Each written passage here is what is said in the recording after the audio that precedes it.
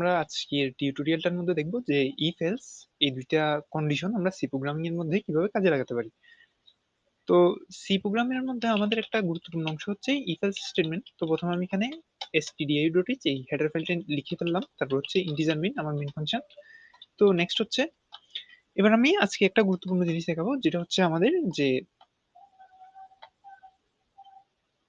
যেটা if else স্টেটমেন্টটা আছে, এই স্টেটমেন্টটা আমাদের সি প্রোগ্রামিং এর মধ্যে কিভাবে কাজ করে। তো ইফ এলস এই যেটা স্টেটমেন্ট আছে, এটা হচ্ছে প্রোগ্রামিং এর অনেক গুরুত্বপূর্ণ একটা অংশ।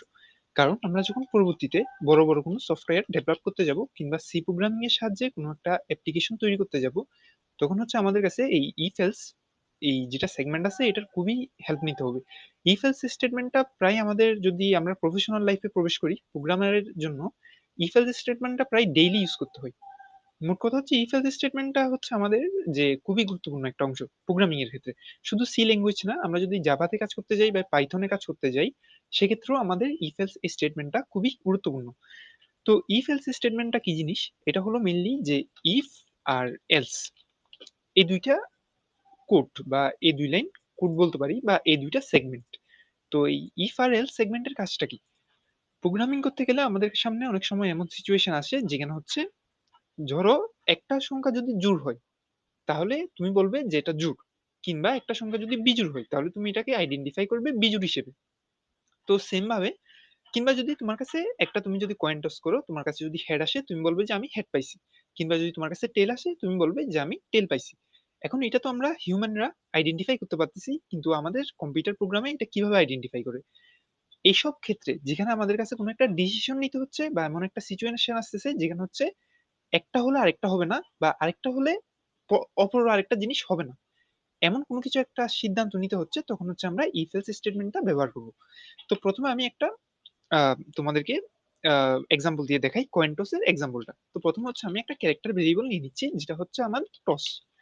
তো আমরা এর আগে ভেরিয়েবল ডিক্লারেশনের সময় দেখছি যে ক্যারেক্টার টাইপের ভেরিয়েবল কিভাবে ডিক্লেয়ার করে, আর এটাতে আমরা কিভাবে অ্যালফাবেট গুলো স্টোর করতে পারি। তো এখন হচ্ছে আমি ইউজারের সামনে একটা মেসেজ দিব যে enter the toss result vaccination. তো এই জিনিসটা দেখে ইউজার বুঝতে পারবে যে টস, একটা কয়েন টস করার পরে হেড আসলে সেটাও সে এখানের মধ্যে ইনপুট দিবে, বা টেল আসলে সেটাও সে এখানে ইনপুট দিবে। তো এবার হচ্ছে আমি স্ক্যানএফ ফাংশনটা এখানে ইউজ করব। স্ক্যানএফ স্ক্যানএফ ফাংশনটা ইউজ করে পার্সেন্ট সি, এরপর হচ্ছে এন্ড টস। তো এখন আমি হেড আসলো না টেল আসলো এই জিনিসটা টস ভেরিয়েবলের মধ্যে নিয়ে নিলাম। তো এই জিনিসটাকে আমি রান করি, এটাকে রান করালাম, আমার কনসোলে দেখো যে এন্টার দি টস রেজাল্ট। তো টেল আসলে আমি টি ইনপুট দিব, ঠিক আছে। তো টি ইনপুট হলো, আবার রান করালাম। আর যদি আমার কাছে হেড আসে, আহ, এখানের মধ্যে আমি এইচ ইনপুট দিব। তো আশা করি এতটুকু ক্লিয়ার। তো এখন হচ্ছে আমার কাছে দুইটা টিম আছে, জিনিসটা এখানে আমি কমেন্টের মধ্যে দেখাই। তো আমার কাছে ধরো দুইটা টিম আছে, একটা হচ্ছে আমাদের ধরো আর্জেন্টিনা, এন্ড অপর একটা টিম আছে যেটা হচ্ছে আমাদের ব্রাজিল। তো এখন ধরো একটা ফুটবল ম্যাচের মধ্যে টস হয়েছে, যেখানে আর্জেন্টিনা আমাদের কাছে নিচে হচ্ছে, ধরো এটা আমাদের কাছে নিচে হচ্ছে টেইল, এন্ড ব্রাজিলের যে ক্যাপ্টেন আছে ক্যাপ্টেনের নিচে হচ্ছে হেড। তো এখন যখন আমাদের কাছে এখানে টস করা হলো, স্বাভাবিকভাবেই টস আসলে, টসের মধ্যে টেল আসলে হচ্ছে আর্জেন্টিনা, মানে কোন সাইডটা, মানে ফুটবল ম্যাচের মধ্যে যখন ফার্স্টে টস করা হয়, মাঠের দুই অর্ধের মধ্যে কোন অর্ধটা নিবে সেটা হচ্ছে টসের সাহায্যে ডিসাইড করা হয়।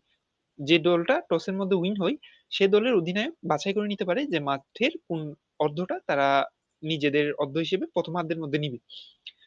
তো মোট কথা হলো, এখন আমার কাছে যদি আর্জেন্টিনা টসে জিতে তাহলে আর্জেন্টিনা মাঠের অর্ধাংশটা বেছে নিতে পারবে, কিংবা যদি ব্রাজিল এখানে টসের মধ্যে জিতে যায় তাহলে ব্রাজিল হচ্ছে মাঠের কোন অর্ধটা প্রথমার্ধের মধ্যে ওরা ব্যবহার করবে, বা ফার্স্ট হাফের মধ্যে কোন অর্ধটা ব্যবহার করবে, এটা ব্রাজিলে চয়েস করে নিতে পারবে। আচ্ছা, তো এখন ধরো যে আমার কাছে টস করা হয়ে গেল, আর টসের রেজাল্টও আমি এখানের মধ্যে প্রোগ্রামের সাহায্যে নির্ণয় করতে চাচ্ছি যে মানে কে জিতলো, ঠিক আছে। এবার এখানে এন্টার টস রেজাল্ট দিয়ে আমি টস ভেরিয়েবলের মধ্যে নিয়ে নিলাম। এবার হচ্ছে আমার ইফ এলস ব্লকের কাজ শুরু হবে। ইফ টস ইকুয়ালস টু, এখানের মধ্যে আমার কাছে যেহেতু এটা ক্যারেক্টার টাইপ ভেরিয়েবল, আমরা জানি যে ক্যারেক্টার টাইপ ভেরিয়েবলের মধ্যে এরকম যেগুলো ক্যারেক্টার টাইপ ভেরিয়েবল আছে, ক্যারেক্টার টাইপ ভেরিয়েবল গুলো আমরা এভাবে করে একটা কোটেশন মার্ক, একটা ডাবল কোটেশন না, একটা সিঙ্গেল কোটেশনের মার্কের ভিতরে আমরা রাখতে পারি। যেমন হচ্ছে টস ভেরিয়েবলের মানটা যদি আমাদের হেড হয়, এটা হচ্ছে আমাদের কাছে একটা ফার্স্ট কোটেশনের ভিতরে রাখতে হবে, কারণ এটা হচ্ছে একটা ক্যারেক্টার টাইপের ভেরিয়েবল। তো এটা আমি অ্যাকচুয়ালি আগে টিউটোরিয়ালে বলছি, এখানে আমি নতুন করে বলতেছি না। তো এখন যদি টসটা যদি আমাদের হেড হয় তাহলে আমি কি ইনপুট দিব বলছিলাম, তাহলে আমি ইনপুট দিব হচ্ছে ইচ। তাহলে টস ইকুয়ালস টু যদি আমাদের হেড হয়, মানে টসের যে মানটা আছে এটা যদি এইচ হয়, এই ইকুয়ালস টু সাইনটা, এখানে কিন্তু একটা সিঙ্গেল ইকুয়াল সাইন দিলে আমার কাছে প্রোগ্রামে এরর আসবে। আমরা যখন ইফ একটা এরকম স্টেটমেন্টের ভিতরে কোনো একটা ভেরিয়েবলের মানটা ওপর মানে কোনো একটা ভ্যালুর সমান কিনা, যেমন এখানে টসের ভেরিয়েবলের মানটা এইচ কিংবা টি, এই দুইটা এই টসের এখানের মধ্যে আমার ইনপুট হিসেবে দুইটা ভ্যালু থাকতে পারে। একটা হচ্ছে আমার হতে পারে হচ্ছে এইচ, কিংবা হতে পারে আমার কাছে টস ভেরিয়েবলের জন্য আরেকটা ভ্যালু থাকতে পারে, সেটা হচ্ছে টি, কারণ এখানে আমি এইচ আর টি এর বাইরে কোনো কিছু ইনপুট দিচ্ছি না, ঠিক আছে। তো এখন যদি এখানের মধ্যে আমার টসের ভেরিয়েবলটা এইচ এর সমান হয়, এই জিনিসটা আমি ইফ এর ভিতরে যদি লিখতে চাই, তাহলে আমার কাছে এখানে সিঙ্গেল মানে একটা ইকুয়াল সাইন দিলে হবে না, এখানে আমার কাছে ডবল ইকুয়াল সাইন ইউজ করতে হবে। তাহলে টস ইকুয়াল টু যদি হেড হয়, তাহলে আমি এখানের মধ্যে প্রিন্ট করে দিব যে প্রিন্ট এফ। তাহলে আমি কি বলছিলাম যে আমার কাছে যদি হেড আসে ব্রাজিল, এখানে আমার কাছে হেড চুজ করছে, তাহলে এখানে লিখে দিব যে ব্রাজিল ওন দি টস। এখন টেল যদি এখানের মধ্যে আমার কাছে জিতে যায়, তাহলে সেক্ষেত্রে আমার কাছে আর্জেন্টিনা টসটা উইন করবে। তো সেক্ষেত্রে আমি লিখবো যে else printf Argentina won the toss. আর এখানে আমি একটা ব্যাকস্ল্যাশন দিয়ে দিব। তো এবার বাইরে এসে এখানে আমি একটা সেমিকোলন সাইন দিয়ে দিব। তো এখন দেখো যে টসের মানটা যদি এখানে আমি হেড আসে, তাহলে ব্রাজিল মানে টসটা উইন করছে, আর যদি টেল আসে তাহলে আর্জেন্টিনা টসটা উইন করছে। এখানে কিছু লাইন আমি এক্সট্রা লিখছি, যেমন এই ভ্যালুগুলো, এগুলোকে আমি ইরেজ করে দিই। তো এখন হচ্ছে এবার যদি আমি এখানে রান করাই প্রোগ্রামটা, কি আসে দেখো। তো এখন আসছে এন্টার দি টস রেজাল্ট, ঠিক আছে। তো এখন ধরো আমি টস করলাম, কয়েন টসের মধ্যে আমার কাছে আসছে টেল, তো সেক্ষেত্রে আমি ইনপুটটা দিব হচ্ছে টি। টি ইনপুট দেওয়ার পর কি আসে দেখো যে আর্জেন্টিনা অন দি টস। এখন হচ্ছে আমাদের প্রোগ্রামটাই নির্ণয় করে ফেলতে পারতেছে যে কোন দলটা টসের মধ্যে জিতছে। তো সেক্ষেত্রে হচ্ছে আমাদের হিউম্যানকে ডিসিশনটা নিতে হচ্ছে না। এন্টার দি টস রেজাল্ট, এবার যদি ধরো হেড আসে তাহলে কি হলো যে ব্রাজিল ওন দা টস, এখানে লেখা আসতেছে যে ব্রাজিল ওন দা টস বা ব্রাজিল টসটা জিতে গেল। তো মূলত এইভাবেই আমাদের ইফ আর এলস এই দুইটা স্টেটমেন্ট কাজ করে। মানে যদি হেড আসে তাহলে ইফ এখানে যেটা সেকেন্ড ব্র্যাকেট আছে, ইফ এর এখানে যেটা সেকেন্ড ব্র্যাকেট আছে, এই সেকেন্ড ব্র্যাকেটের ভিতরে যা আছে এই জিনিসটা এক্সিকিউট হবে। আর যদি এটা না হয় তাহলে এলস এর এই যেটা সেকেন্ড ব্র্যাকেট আছে এটার ভিতরে যা আছে এটা এক্সিকিউট হবে। এবার যদি আমি একটা জিনিস করতে চাই যে টস হেড আসার পরে কি করতে পারি যে টস যদি আমাদের হেড আসে, তাহলে আমি এবার বলতে চাচ্ছি যে মানে আমি ইফ আর এলস এ যেটা সত্য আসে এটাকে একটু মানে চেঞ্জ করে দিতে চাচ্ছি। তো চেঞ্জ করতে চাচ্ছি কিভাবে, যে আমি এখানে লিখছিলাম যে টসে হেড আসলে ব্রাজিল ওন দি টস, ঠিক আছে। এবার আমি লিখলাম যে টসের মধ্যে আমার কাছে টেল আসলো, মানে if toss equal to tail, তাহলে টেল আসলে কে জিতে যাবে, টেল আসলে জিতে যাবে হচ্ছে আর্জেন্টিনা। এখন সেকেন্ড ব্লকের এখানে যেটা সেকেন্ড ব্র্যাকেট আছে, এই ব্লকটার ভিতরে প্রিন্ট এর মধ্যে ব্রাজিল ওন দ্য টস না দিয়ে এখানে আমি দিয়ে দিব যে আর্জেন্টিনা ওন দি টস। কিংবা যদি আমার কাছে হেড আসে তাহলে এলস এরটা মানে এখানে এক্সিকিউট হবে, সেখানে আমি লিখে দিব যে ব্রাজিল ওন দি টস। এবার যদি আমি এটাকে রান করাই, কি আসে দেখো। তাহলে এখানের মধ্যে ধরো আমার কাছে টেল আসলো প্রথমে, তাহলে আর্জেন্টিনা ওন দি টস। আবার যদি রান করলাম, এরপর হলো আমার কাছে হেড আসলো, তাহলে কি আসবে ব্রাজিল ওন দি টস, ঠিক আছে। এখন ধরো আমি জিনিসটাকে রান করালাম, আমার কাছে ইনপুট দেওয়ার কথা ছিল কি টি আর এইচ মানে হেড আর টেল, কিন্তু আমি ইনপুট দিয়ে দিলাম ধরো হচ্ছে কি এই ইনপুট দিয়ে দিলাম। সেক্ষেত্রে কি আসে দেখো ব্রাজিল অন দি টস। তো এখান থেকে একটা জিনিস শেখার বিষয় হলো যে ইফ টস ইকুয়াল টু টি, মানে টসের মানটা যদি টেল হয়, সেক্ষেত্রে আমার কাছে ইফ ব্লকটা মানে ইফ এর এই যেখানে সেকেন্ড ব্র্যাকেট আছে, সেকেন্ড ব্র্যাকেটের ভিতরে এতটুকু অংশটা এতটুকু অংশটা আমার কাছে এক্সিকিউট হচ্ছে, কিন্তু টি ছাড়া যখনই আমি কোনো কিছু দিব তখন ওটা এলস ব্লকে চলে যাচ্ছে।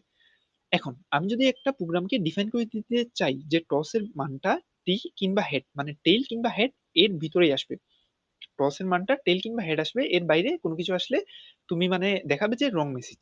তো সেই জন্য আমার কাছে যেটা ইউজ করতে হবে সেটা হচ্ছে এলস ইফ। তাহলে এখানে আমি ইউজ করবো যে else if toss equals to each.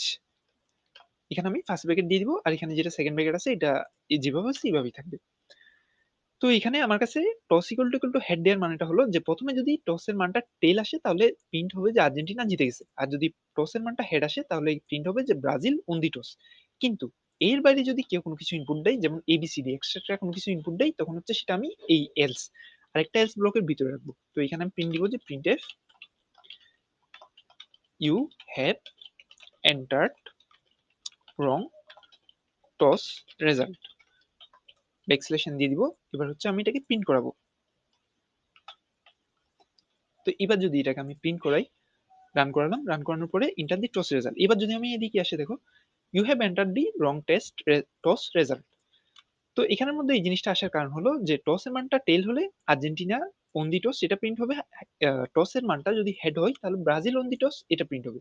কিন্তু যদি এখানে মানে কোনো একজন ইউজার হেড আর টেলের বাইরে কোনো কিছু ইনপুট দেয়, সেক্ষেত্রে প্রিন্ট হবে যে you have enter the wrong test result, কারণ আমার কাছে হেড আর টেলের বাইরে যাওয়ার অপশন নেই। তো এই হলো মোটামুটি আমাদের ইফ এলস এর মানে ফার্স্ট টিউটোরিয়ালটা। নেক্সট টিউটোরিয়ালে আমরা দেখবো যে ইফ এলস এর সাহায্যে আমরা কিভাবে জোড় সংখ্যা আর বিজোড় সংখ্যাকে আলাদা করতে পারি।